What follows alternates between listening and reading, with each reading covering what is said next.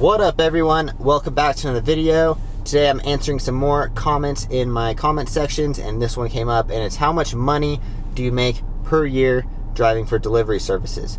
Now, last year, I'll tell you, I made about $20,000 or so. I think it was $2,800 on Postmates. That was what they sent me at the end of the year. And I made the rest, $17,000 and some change on Doordash.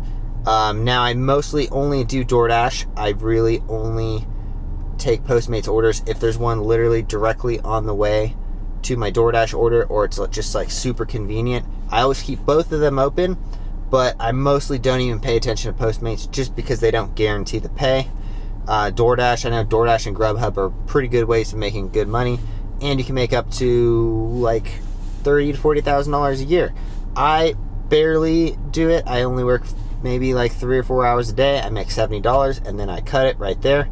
I would say, let's see, I think I probably worked 6 or 7 months out of the year last year, so maybe I could have doubled my income if I really tried, minus like gas expenses and wear and tear that you're putting on your car. So you probably could maximize at about $35,000 per year working for Doordash. Again, there's some people out there who are really go-getters though, and really get out there and make like $150 a day.